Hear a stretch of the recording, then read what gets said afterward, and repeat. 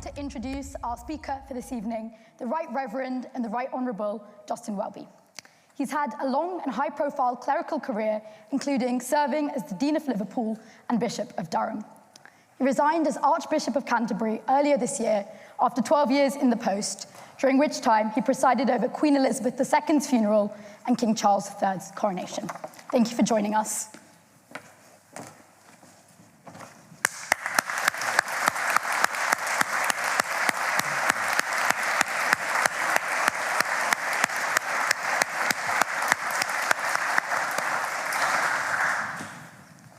Well, good evening. It's a great honor to be here. I've been invited very often over the last 12 years, and I thought that when I had to step down as Archbishop of Canterbury, that was that. And so I was very surprised to get the invitation. I did actually ask the person who wrote to me, did they realize that I was no longer the Archbishop of Canterbury? But they said they did, and they still wanted me to come. So that I'm very honored to be here. I'm going to start just with 10 minutes of, which was my brief, on commenting on three issues that I think we're all facing, and I certainly faced as Archbishop and will continue to face in what I go on doing. After that, I think I'm going to be interviewed by Anushka, and then it's open to the floor, and just say there's no questions that are out of order. Well, unless the President says so. But from my point of view, I'm happy with any question, however challenging or difficult it is. The answer I can't guarantee, but the questions I'm happy with. I want to talk about three things in the next 7 or 8 minutes. The first one is truth. If I take a bird's eye view of what I've observed around the world, and the Anglican Communion, the partnership, the family of Anglican churches around the world are in 165 countries. And the average Anglican is a woman in her 30s, probably in the global south, most probably in Africa, earning less than $4 a day, with a high probability, over 50% chance of being in a zone or a place of civil conflict, active civil conflict, or persecution, or both. What you see of the church in this country, of Anglicanism in this country, is not typical.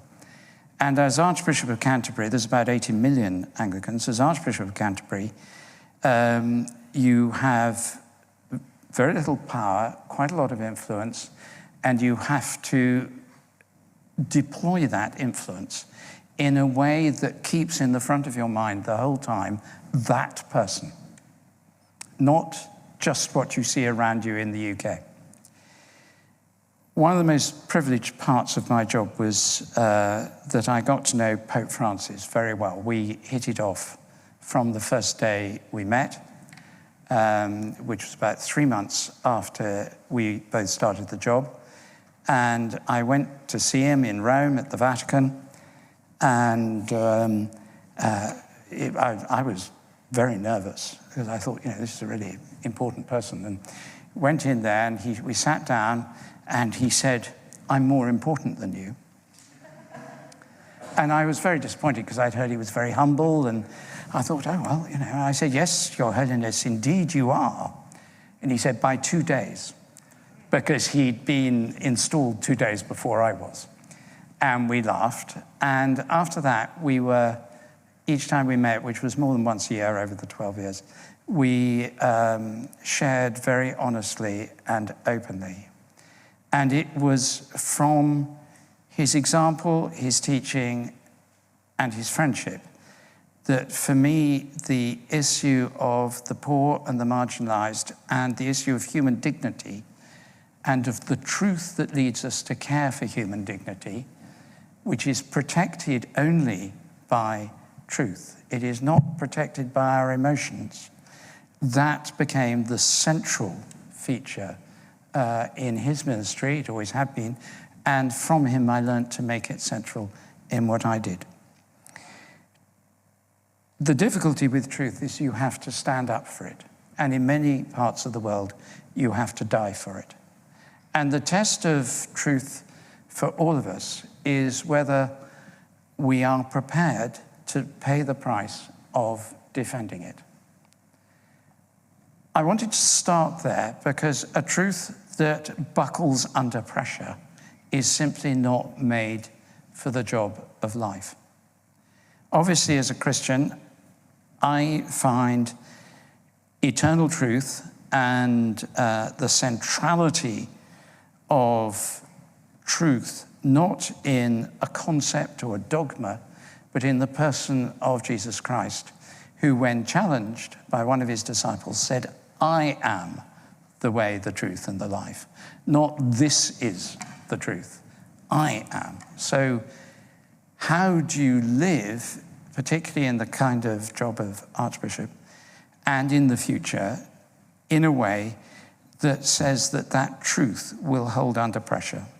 One example was a controversial one at the time. On Maundy Thursday, and the Thursday before Easter in 2021 or 2, somewhere around there, 21, I think, the then Home Secretary announced the Rwanda scheme for people seeking to come to this country and to seek asylum. Maundy Thursday, of course, is one of the holy days of the Christian year. And on Good Friday, I was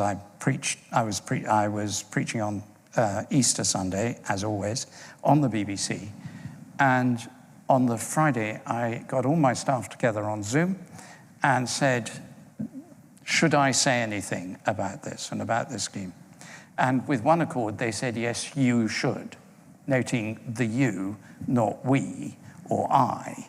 You know, it was one of those things of, we're going over the top and we'll see how it goes for you and then follow you if it looks safe. And I remember the feeling of watching, I was using my iPad and I could see the relevant 2 paragraphs creeping up the page to the point where I was going to say them. And I remember a feeling of knowing that this was going to cause trouble, but also feeling very deeply that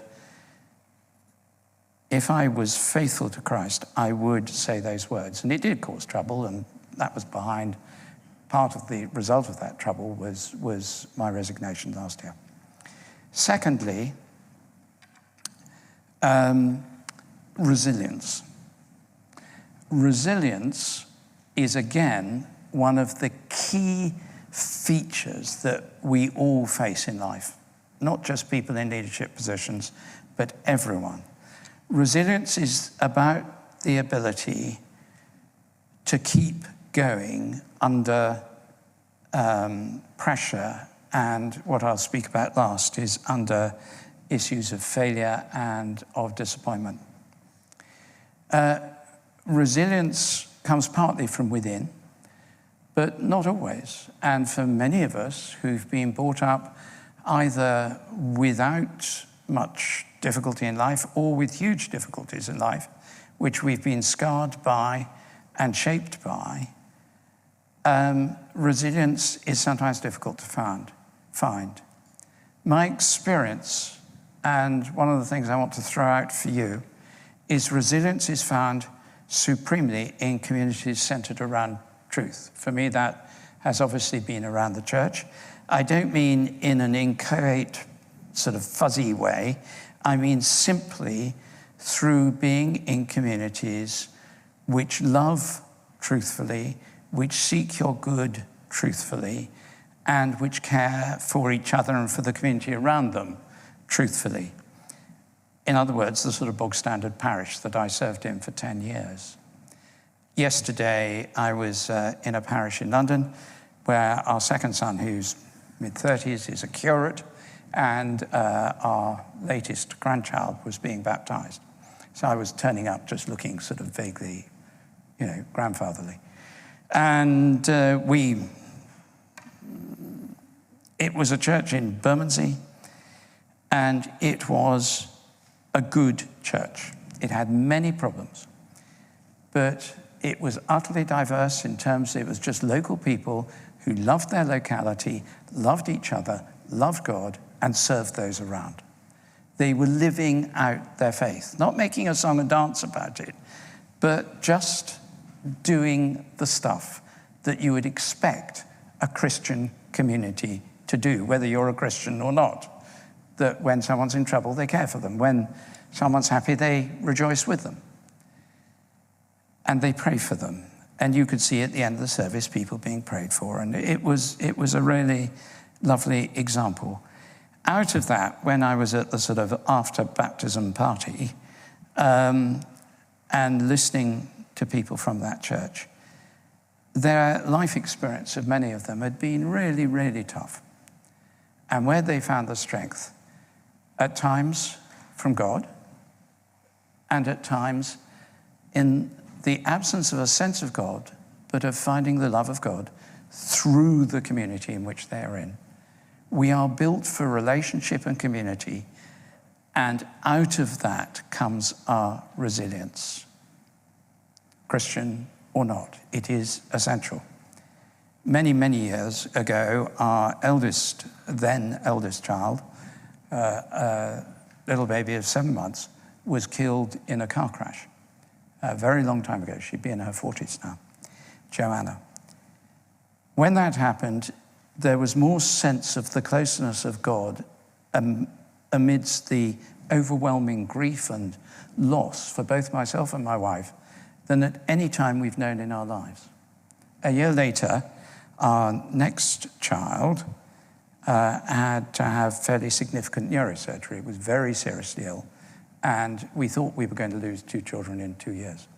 There was no sense of the presence of God at all. I remember thinking, where's he gone?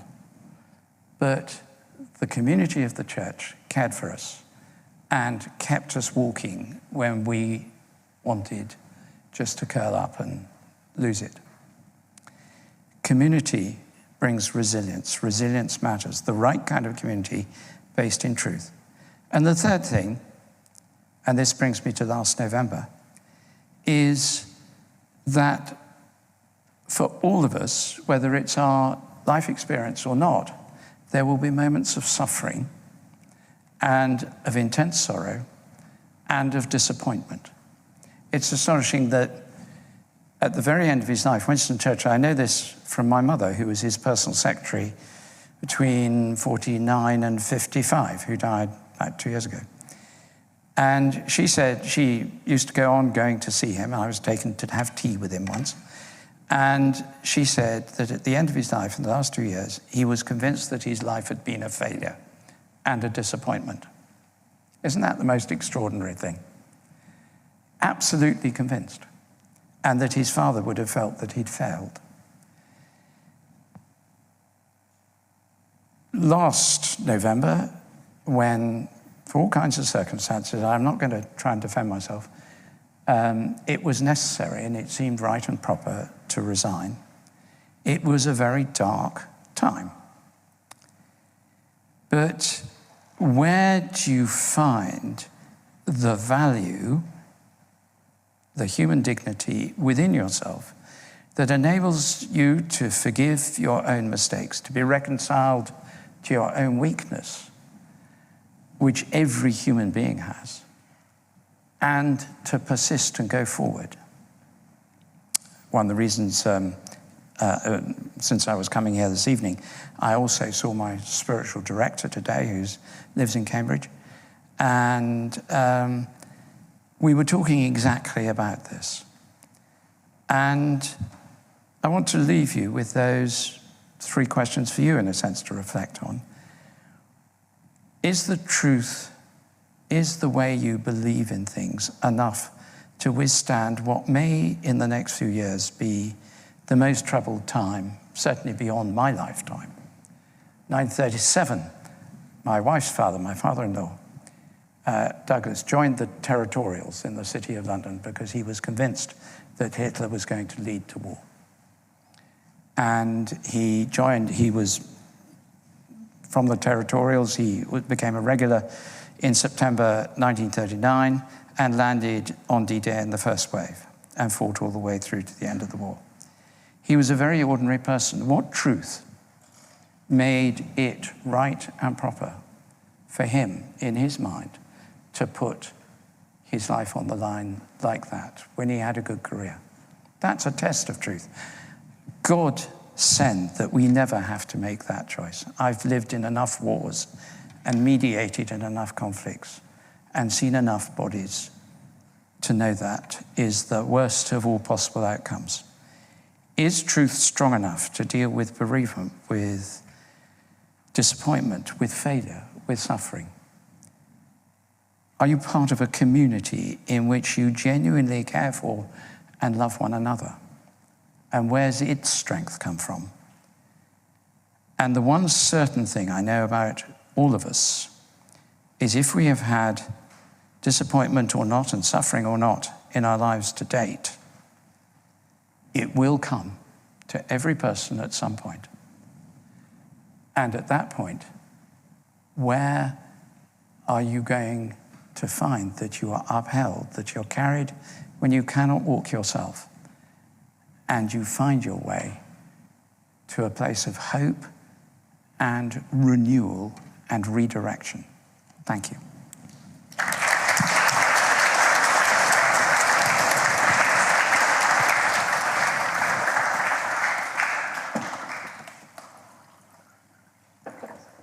Thank you. So my first question is about your resignation, as you just mentioned. So you resigned as Archbishop earlier this year after criticism about your failure to investigate reports of abuse committed by barrister John Smythe. Do you regret your actions, and what would you do differently if you were to do it again? It was last year I announced my resignation, November the 12th. Some reason it sticks in my mind. I have thought a great deal about that. I'm going to be very careful because it's not really about me. There will be people here who've been abused, who are the victims of abuse, sexual abuse or physical abuse, emotional abuse, and I've been very open that I'm one of them. So I'm aware of what it means, and one must be very careful, and I got this wrong later in the beginning of December, or late November. One must be very careful about making it sound as though it was all about me. It's really not. There were two reasons it was right to resign. One was, although I thought I had done at the time everything I should have done, I hadn't. It had been reported to the police, the first signs of the abuse, when they were actually reported by someone in Cambridge. And it was reported to Cambridgeshire Police and then to Hampshire Police, where he lived at the time. But I was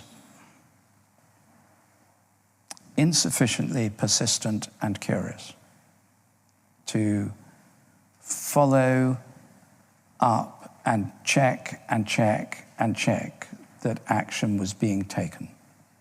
And I felt that that had re-traumatized the survivors. And remember, these things had happened in this country in the 1970s up to 1981, and in Zimbabwe until 2001, when he moved to South Africa. A judge-led inquiry in South Africa has been unable to find traces of abuse in South Africa from him. They may exist, but they did do a very thorough search.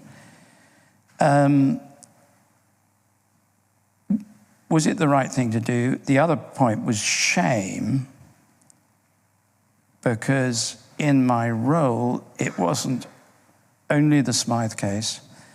The whole time I've been in post as Archbishop, the 12 years, there were more and more cases emerged, very few from the present day, but going right back to the 60s and the 70s, 50 years, 60 years. And I'm sure we have not uncovered all of them, and I'm sure it goes further back than that. And there's one area that a psychotherapist I have been seeing has helped me understand better, is one develops an idealization of an organisation, particularly the church, and the sense of its failure made me feel that the only proper thing to do was to take responsibility as the current head of that organisation. And well, it's very kind of you, thank you. It is, it's one of the loneliest moments I've ever had. And the reverberations of that I still feel, but I can persuade myself that I could have done other things. I could have taken on the interviewers more strongly. But there's a point, I do believe in corporate responsibility, and there's a point where you have to take responsibility and leave it, in my case, you would imagine, leave it to God to work out the consequences in my life. Does that make any sense at all? Yeah. So why do you think such incidents are so prolific within the church? And how do you think the church can improve its culture of safeguarding and better support its young people? Not only young, that's the sad thing, vulnerable adults, children and vulnerable adults. We are in a very, very different place today. Safeguarding, as I say, bog standard parish yesterday, on the church notice board prominently, instructions as to what to do if you'd been a victim of abuse or you reckon someone else was, who you spoke to, how it would be handled, what would happen. You wouldn't have found that anywhere before 2012. The main thing I was doing over the 12 years was ensuring that a system was put in place from parish up to province, through the diocese and the archdeaconries and the deaneries and all that, which made it significantly harder for people to abuse without, for abusers to be put in a place where there was an opportunity to abuse. And very, very much harder than that to get away with it. Now, the Church of England, through its churches and cathedrals and everything, probably 10 million people a year go through the buildings. Of those 10 million, we don't know who 9.5 million are, or more, no, less, 9.2 million, 9.3 million, 9 million. There is no way, there is certainly going to be abusers within that. And there will certainly be moments when they slip through the cracks. But the number of cases I saw that were regular, were modern rather than legacy cases before I was Archbishop, have fallen enormously thanks to the hard work, not of me, I'm not taking the credit, but of the parish safeguarding officers. How do we make it better? In every church and every chaplaincy, you have someone responsible for safeguarding, and you have a culture that says, look out, and don't keep your worries secret. And how would you respond to critics, for example, Andrew Grayson, who described the church as ungovernable and says it has systemic issues around a culture of cover-up and secrecy? I would have said that would have been true in the past. There will be places where that will still be true, but none that we know of. And where we find them, we deal with them. One of the last things I did in October was take steps over a particular organisation that was covering within the church, well, allied to the church, that was covering up abuse. And the Macon report did break down that very sharply. So you've spoken publicly about the involvement of your ancestor, Sir James Ferguson, with the slave trade, and have apologised to Jamaicans for the church's historical role in enslavement. How do you think modern Britain, and particularly the church, can reconcile with this aspect of its heritage? It's one of the big things I was working on, which I didn't get a chance to do any more on. I think reconciliation is an extremely, it happens to be the main thing that I've done and I'm doing and I will go on doing. Not particularly on that area, but in areas of armed conflict. You don't flick a switch and make reconciliation. You don't just pay money and make reconciliation. You show a complete change of attitude and direction. The greatest reconciliation of all is I believe as a Christian, I would say as a Christian, is the reconciliation with God achieved by Jesus Christ on the cross and through the resurrection and so on, and the reconciliation that enables with oneself. And the church is not an organization. It's never been remotely well organized enough to merit being called an organization. It is ungovernable. The local church is anything but ungovernable. And the church is an institution, it's an organism, it evolves and changes. What you can do over time is make sure that the evolution is much more inclusive, much more open-armed in the way that Christ himself was, and not about holding on to power and trying to control people's lives, but about holding on to love and seeking to heal lives and societies. That is what I've seen happening in many places. It's the kind of thing they were doing in the church in Bermondsey yesterday on a very small scale. That is how we have to change the way in which we deal with the heritage of slavery, of empire. And I'm not giving a simplistic woke answer. It's an incredibly complicated subject. I come from not only slave owners, though that was a very indirect ancestry, but I also come from 7 generations of people who ran bits of the empire. And I was brought up by my grandmother, whose husband ran bits, and father and grandfather. And I know the good and the evil. I've been listening to a wonderful podcast by Willie Dalrymple and Anna, called Empire. And it really shows some of the bad things we do. And yet we also know it's not as simple as that. As a historian, I know it's not as simple as that. But you need an evolution. When I first looked at this in 2015, we had 1% of those coming forward for ordination were from ethnic minorities in the UK. Last year it was 14%. That's evolution. Won't solve everything, but it does mean that there will be voices that will hold up a mirror to what you're doing, and that's how you change. Mm-hmm. So the position of the Lord Spiritual in the House of Lords has faced some opposition in recent years, even though Gavin Williamson's amendment was recently voted against in the Commons. Yes. So how do you see your position within the Lords? Do you think your religious background gives you an advantage in the Lords? And how would you defend your position in the Lords? I'm no longer in the Lords. I mean, former position in the Lords. Former position. It's actually not a recent thing. One of my predecessors, Archbishop Tate, who was Archbishop from 1868 to 1881, I have an almost perfect memory for completely useless facts. I forget my children's names, but I can remember Archbishop Tate, 1868 to 1881. It's a mystery, but there it is. Tate faced 5 disestablishment bills in the House of Parliament in his first 5 years in office. So there's nothing new about this. This is a personal view, not a Church of England view. My view has always been that if the Commons decided they wanted to reform the House of Lords in a way that led to there no longer being bishops there, fair enough. We're a democracy. So long as they don't do that, the privilege of being in the upper house, the privilege of being involved in legislation, being able to ask questions, is I never went in there once without a sense of amazement that I was sitting there.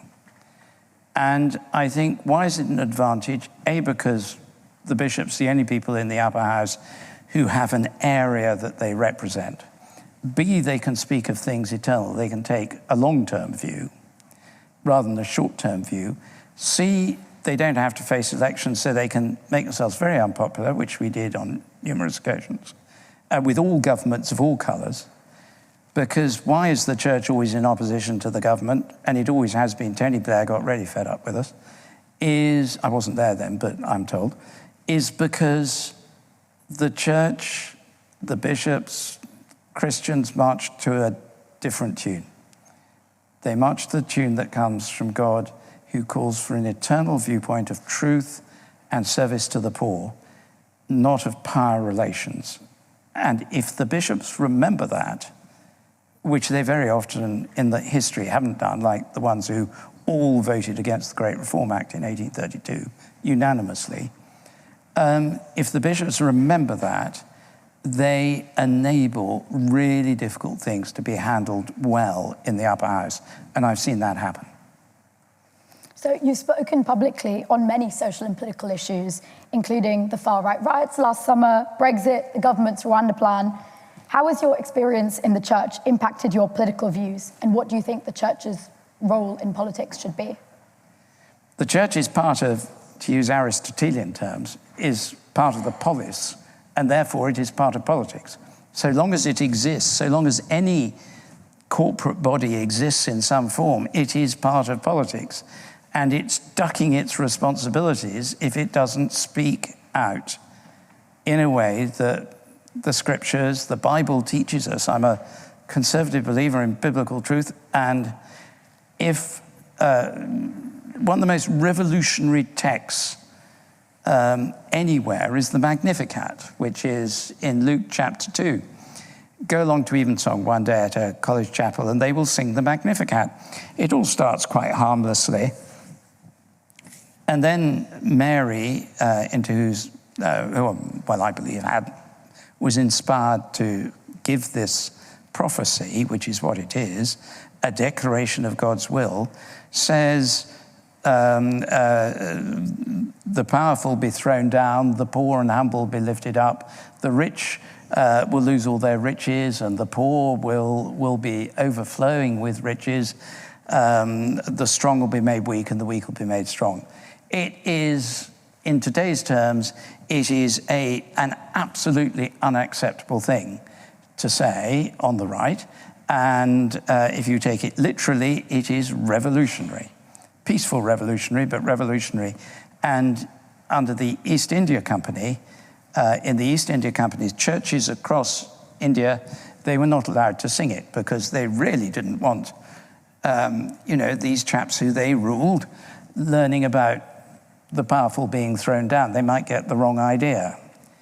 Christianity is profoundly revolutionary, but not with violence. And when you take that seriously, and when you take the Bible seriously, some of the Old Testament prophets, Amos for one, you will seek to speak into issues of injustice because, for instance, in Amos, in the book of Amos in the Old Testament, it says at one point through the prophet Amos, God says, I hate your religious occasions and your feasts and your sacrifices because they're not accompanied by justice and mercy. Now, that's what drives the church to be politically aware, but neither of the right or of the left. They are aware of the intrinsic dignity that every human being has, and which must lead to treating people with that dignity. So your tenure as Archbishop included the Church's approval of blessings for same-sex couples. Despite this, the Church still does not allow gay marriage in its churches. Do you see the Church's definition of marriage changing in future years? And do you think this view is compatible with the 21st century? I was very open about this last September. It got me into all kinds of trouble, so I'm going to say it again. I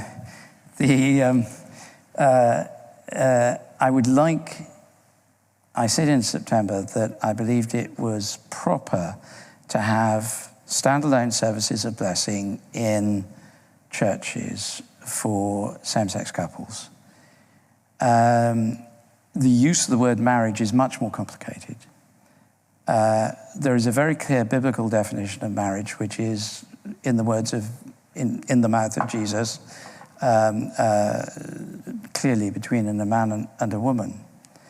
But everything we see and understand in the huge amount of study we've done is that there are social goods in the faithful lifelong, stable relationships of people of the same, I can always shout, of people of the same sex being together and living in covenant relationships.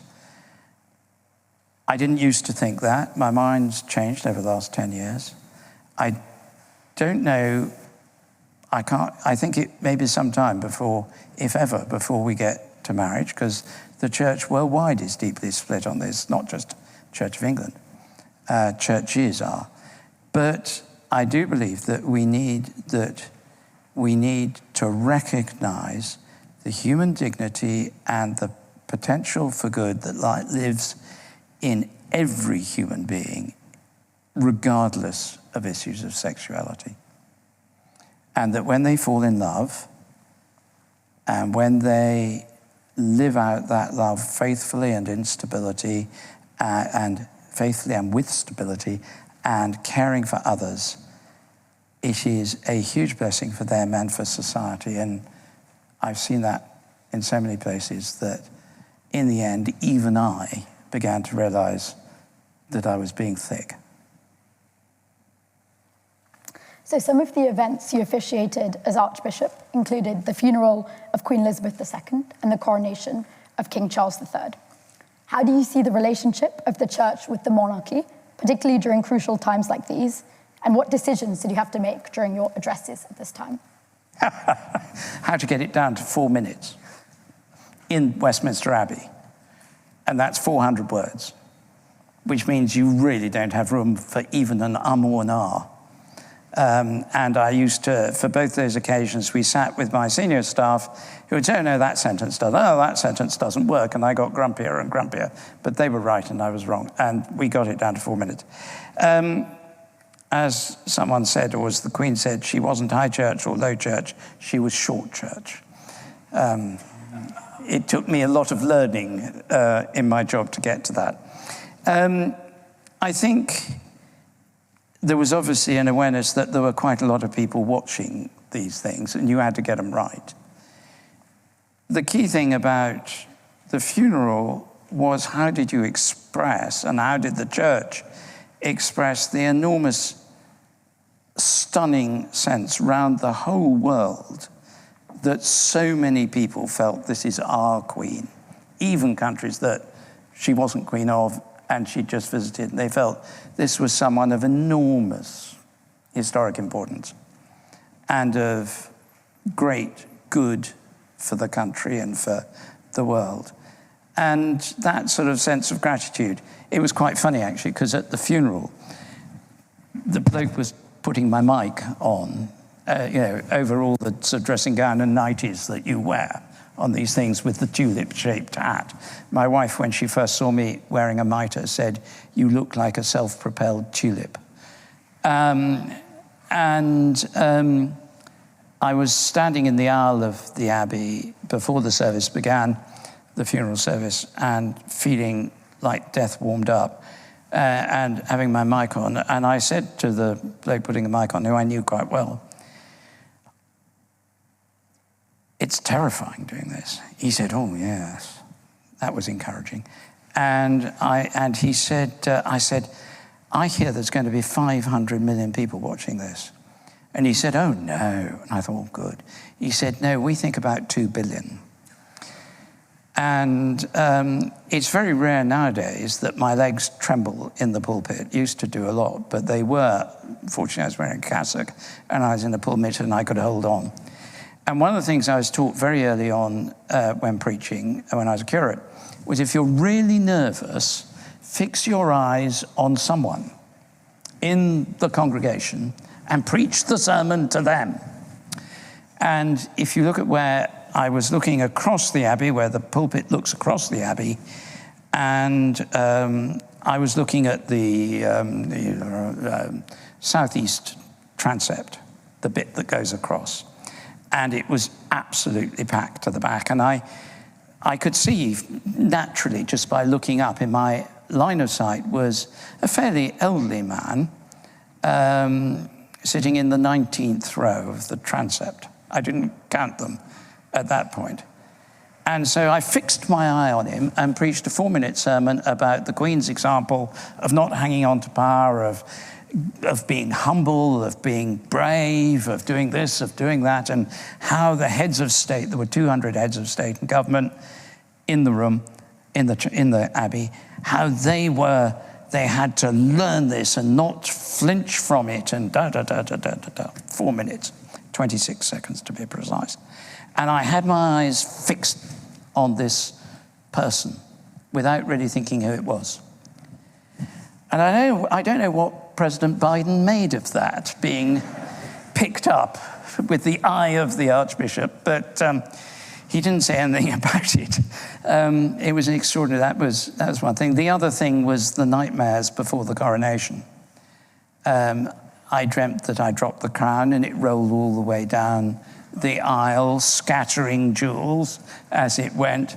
I dreamt that I poured the oil right down the king's head and behind the screen, and it stained all his robes. I mean, there was no dream I didn't have. I dreamt the obvious one that I haven't dared tell my psychotherapist, of standing up in the pulpit and realizing I had no clothes on at all.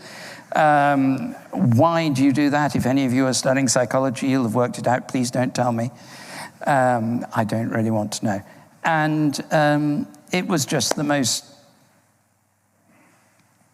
The funeral was one of the most heart-stopping... It wasn't 2 billion, by the way, it was 4, I discovered afterwards. Extraordinary occasions. Absolutely, the depth of feeling. And when the lying in state was there, I was standing in the door of Westminster Hall to receive the coffin for the lying in state. And you could hear the coffin, the procession coming by the thump of the drums. It was a beautiful day, like today, September, the sun dipping down and long shadows of the troops as they marched towards the door of Westminster Hall. And the first one were dismounted lifeguards and horse guards.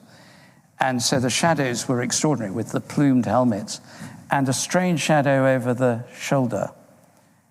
And when they came into sight, they all had their swords reversed over their shoulders.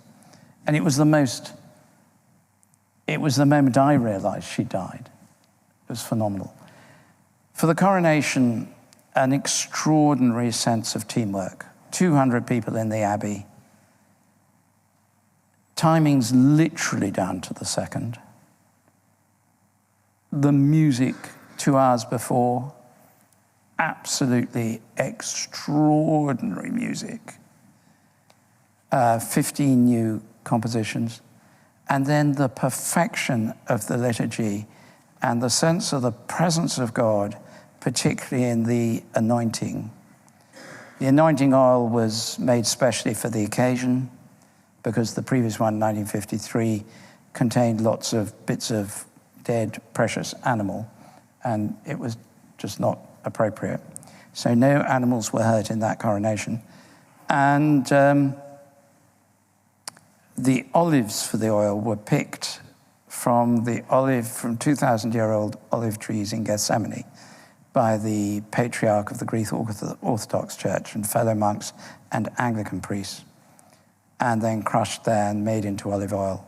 2,000-year-old trees that would have been there when Jesus was praying under them at Gethsemane. And it was the solemnity and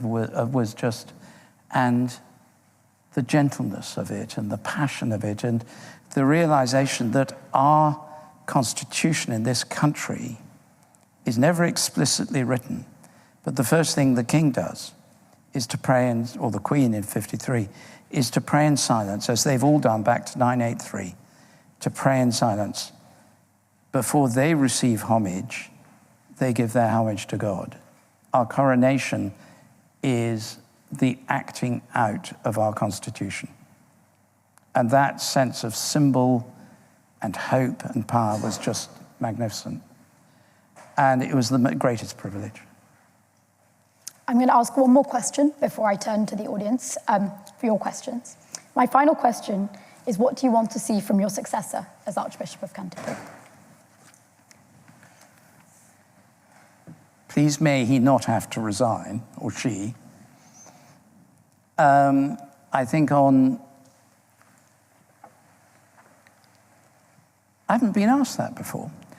I think what we long for is someone, I think what we need in any church at any time is someone who loves God, and that love is both given to God and received from God, and who loves all human beings, who loves everyone, good, bad, and indifferent, whatever their background or nature, who loves them because the Archbishop knows that they are loved by God. And my prayer for the CN, for the Grand Nominations Commission, and please don't ask how the Roman Catholic Church with 1.4 billion people can find a new leader in 17 days, and the Church of England takes just over a year, because I haven't got a good answer for that. But how that sense of someone who symbolizes in their way of being and in their manner that they care for people, whether they're important or not, and isn't keen on power. Thank you. Okay, over to the audience. Over there, please.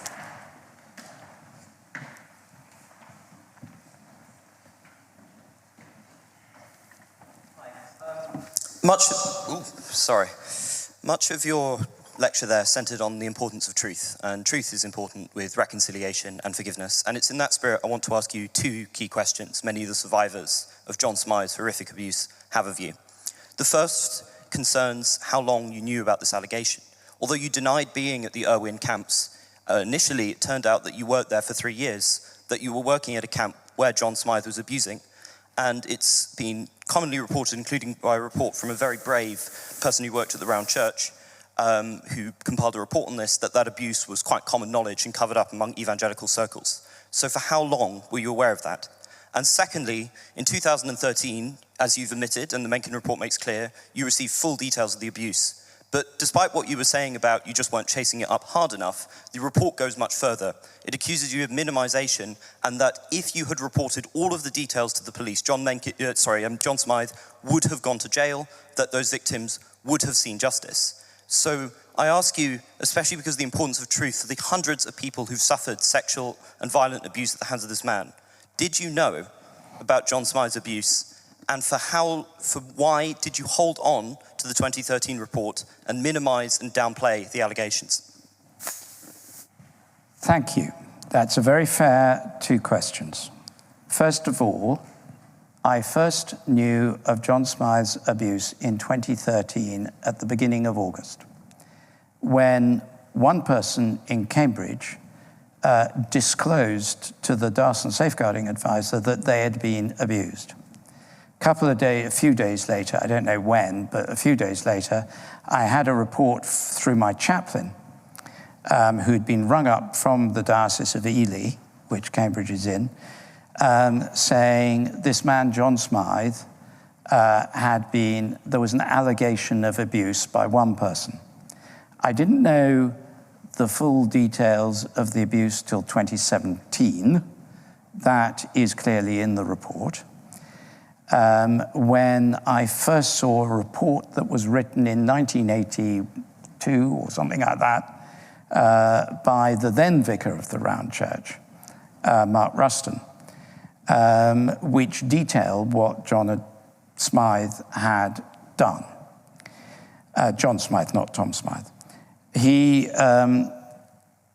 It was as the report as after 2017, as the inquiries went on, that we realized, and the details became more and more, and it wasn't until about 2021 in a meeting with Keith Makin that I discovered there were more than 100 people who had been physically abused. I personally think it was also sexual abuse, But that is not what the report said. I disagree with the report on that. So I didn't know till 2017 the full details. So that part is inaccurate in what you said. It's not truth. Secondly, I certainly didn't know about anything in Zimbabwe for the same period. And that emerged steadily as well.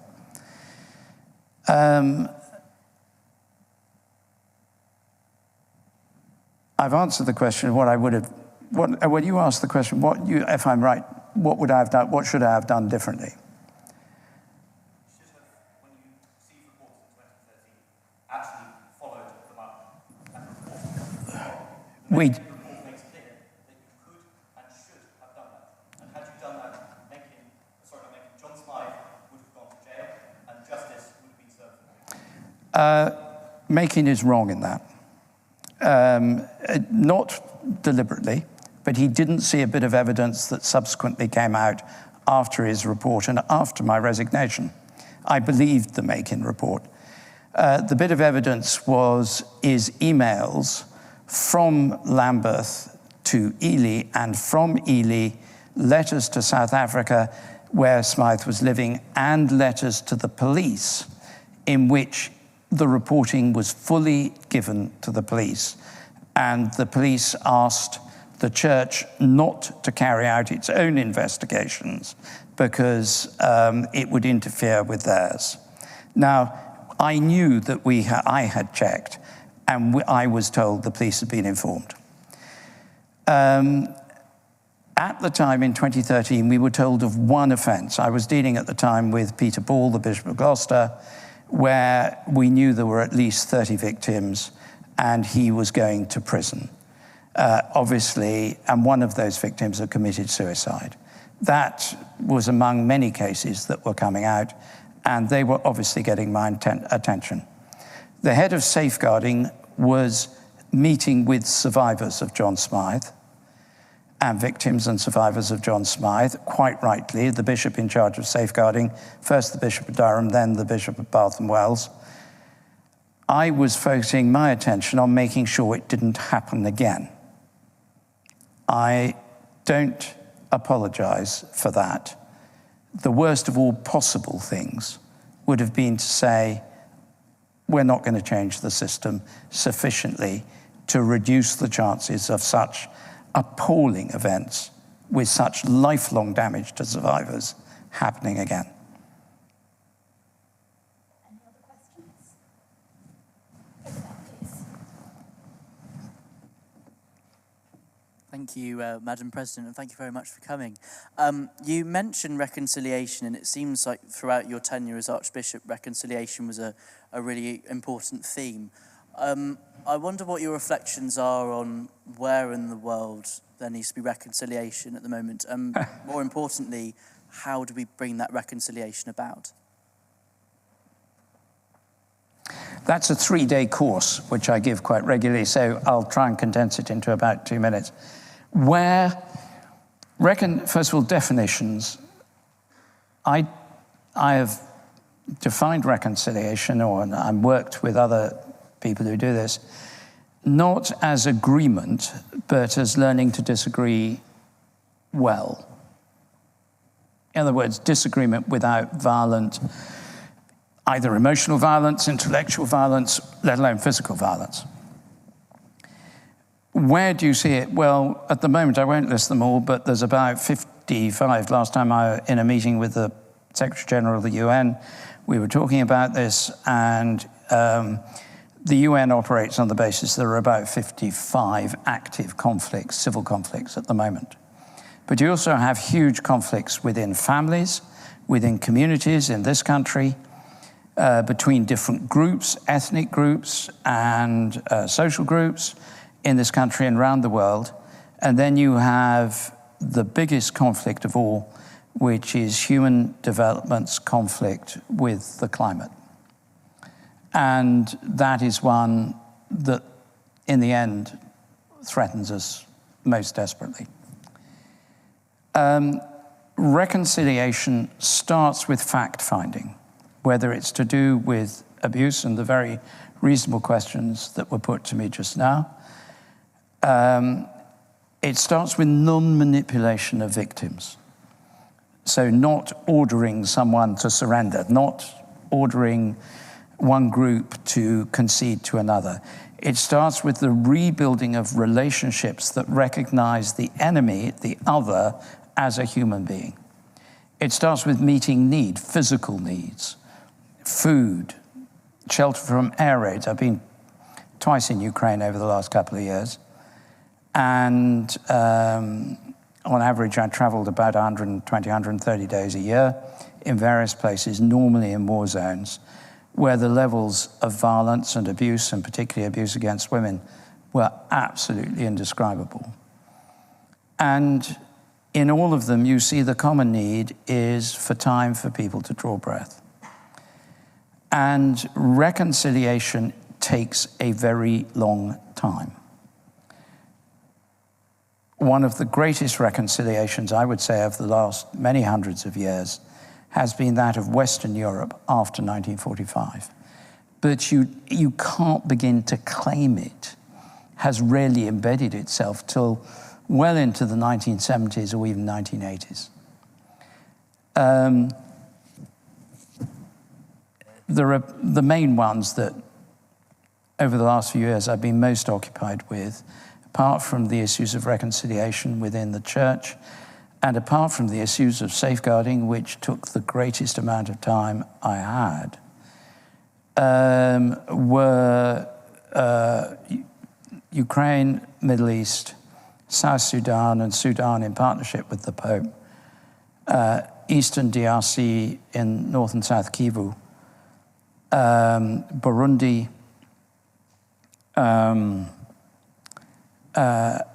beginning and not really getting very far in beginning to listen and research the issues around Indigenous peoples in Canada, in Australia, New Zealand, and elsewhere, and ecumenism, of bringing the churches together. Now that is a fairly full agenda, to put it mildly. Since then, we've seen the very near miss that we had in India, Pakistan over the course of this week. But that will require reconciliation. That requires reconciliation. I'm not saying Christian churches should do it, but it requires people who are willing to take the risks of being in places of extreme violence. But more than anything, I think it is within families and communities in this country. Gross overgeneralization, I'm conscious of time. It seems to me that one of the greatest challenges we face in this country is we are now certainly amongst the top 3 countries in terms of ethnic diversity, of background diversity in the world. A recent report by the UN said we were the most diverse country on earth. One of our church schools in East London, out of 200 and something children there, I was speaking there last year, has 164 first languages. I mean, the mind boggles. And it's a wonderful school. Common language is English. And it's a church school. And they do worship together. How they do it and have such an amazing atmosphere, I just think they're heroes. But how do we build, because it's this generation, how do we rebuild, or build perhaps, a sense of what this nation is? How do we celebrate difference, but not let it get completely out of control? I know we can't have open borders. I said this many times in the House of Lords. We haven't got the resources. We have to think of the people who receive people as well as the people who come to be received.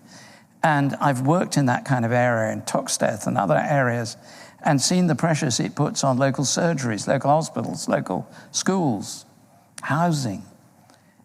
How do we build over the next generations a sense of what it is to be this nation in a way that we can be really proud of and rejoice in and see it as a place that is a shining light for the world?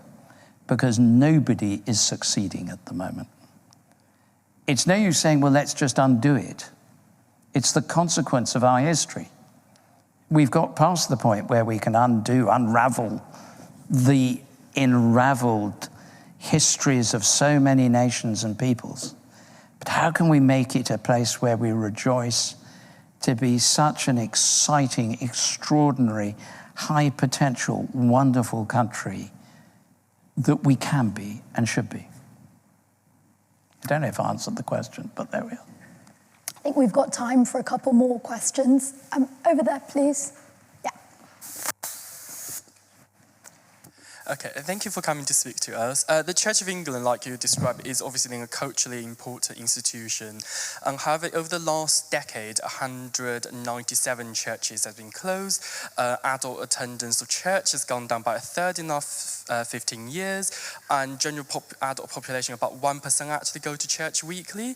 And obviously, a lot of this happened under your leadership. So do you think the decline of Church of England is inevitable? If not, what is your analysis of the cause and what could you have done about it? Oh, I'm so glad you asked that question. Yes, is it only 195 that we've closed? 97. Over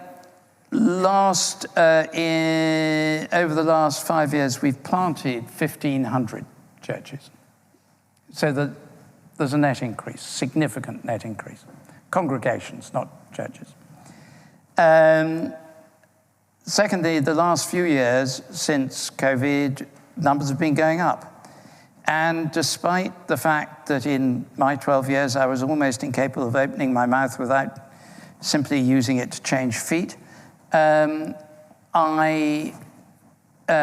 numbers have not yet recovered to pre-COVID, but in young people, they have recovered to pre-COVID, and we're seeing all over Western Europe a huge surge in membership of churches, and we're all a bit baffled by it, if I'm honest. I come to the conclusion it's God answering prayer, but some of you may disagree with that. It's certainly nothing to do with me. What is behind it? I think there's a great searching going on. I think there is reasonable and proper anxiety about the future. And I think a church that does not lose its nerve, admits its faults, is transparent about them.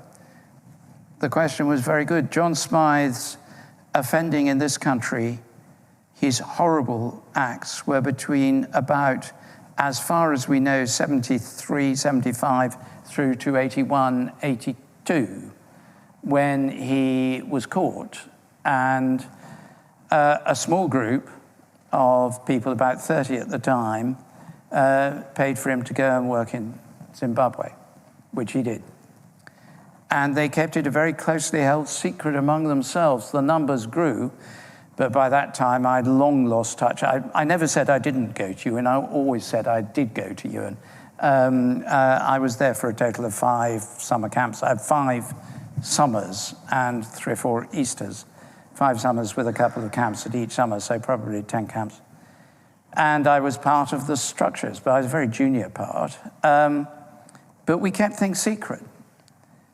I think a church that is honest about its failures and honest about repentance for its failures, whether they're to do with race or abuse or social distinction, snobbery, hatred of one another, a church that is honest and repentant will find that it grows and that loves the fact that non-Anglican churches grow. It's not a competition. Let's rejoice when we see people finding the love of God and the mystery of God in other churches, and just get on with supporting everyone and being mutually loving to one another rather than pretending that, we're Liverpool versus Arsenal.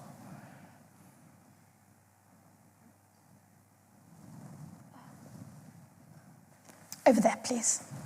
Yeah. You talk about the church losing its nerve. Did, under your leadership, the church lose its nerve in closing during COVID? Yes.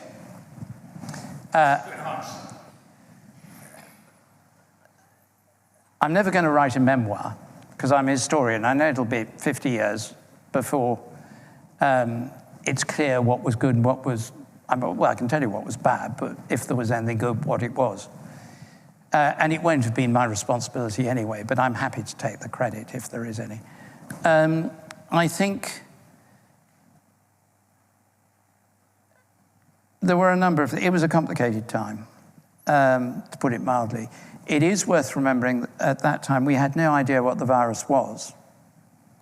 As soon as lockdown happened, not just churches, but the whole country, and you were a generation who were really, not you, sir, without, well, you may just have gone prematurely grey, so let's say perhaps you as well. But the students here were a generation that was really badly affected by lockdown, I think, at school. At least they were in our children's cases. I remember we had anguished discussions among the diocesan bishops as to what we should do. I was in two minds, but a very large majority said, and we had former deputy head of public health there for the nation, and some very good scientists advising us. And they said, we think that the virus will survive on a cold surface for up to 72 hours. And that tipped a lot of votes. It wasn't done on a simple vote, it was a sense of consensus. We also had a call from the government of the time, though they don't necessarily admit that. So, you know, you can make up your mind who you think is telling the truth, but I double-checked it recently. Did I say anything? I double-checked it recently because I thought the question would come up, and it's one of the things I do regret. I remember the call coming in, not to me, one of my staff, and they said, look, if you don't shut the churches in the Church of England, we won't be able to get anyone from ethnic minority groups, and particularly Islam. They're waiting to see what you do.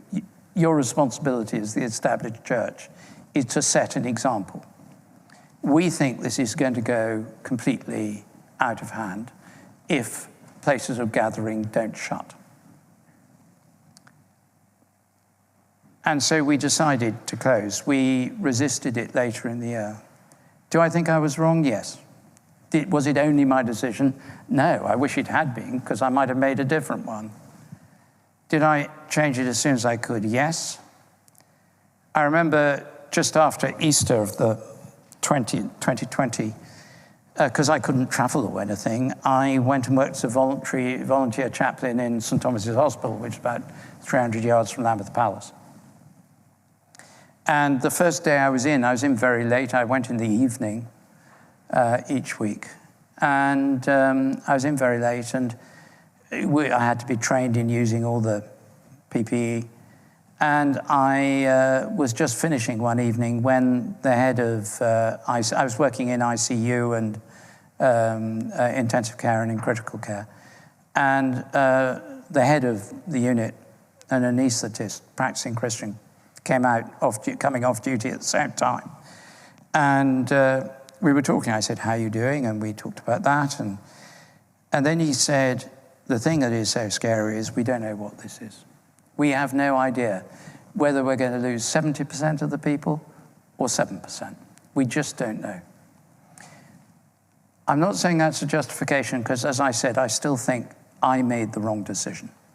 I think I could have thrown my weight the other way, and even if I'd failed, I would have felt it was the right thing to do.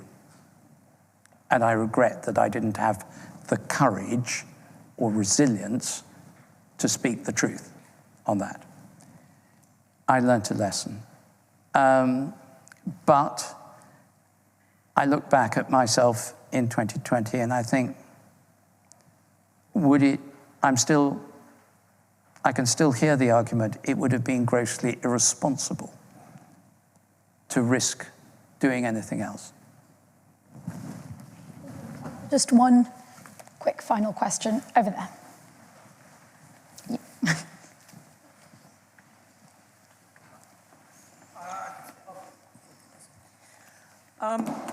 Sorry. So I'm a Catholic, but I do really like to ask this to all of my Catholic friends and sometimes my non-Catholic friends. And coming here tonight thinking I could ask this to a former Archbishop of the Anglican Church. If you became the Bishop of Rome, what name would you take?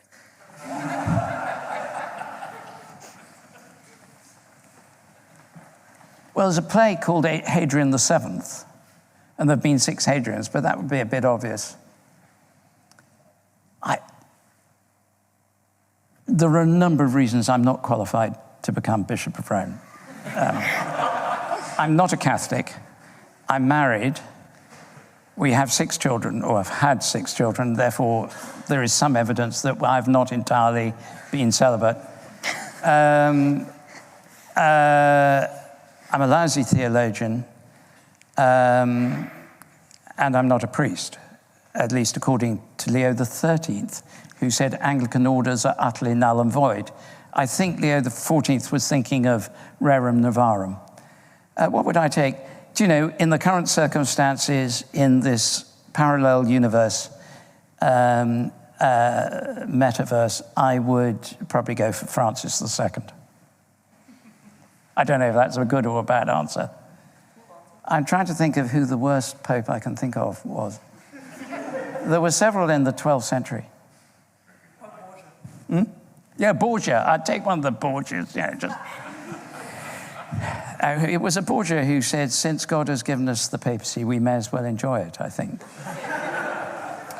Great. On that note, we're going to bring this to a close. Thank you so much, everyone, for attending, and thank you for joining us.